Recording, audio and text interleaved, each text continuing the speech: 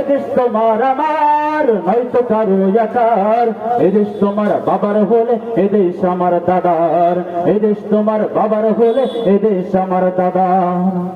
রাজপথ লালে লাল করেছ পবিত্র করতে মাটি, কেন মেনে নেবে এই দেশে ভিনদেশীদের ঘাঁটি?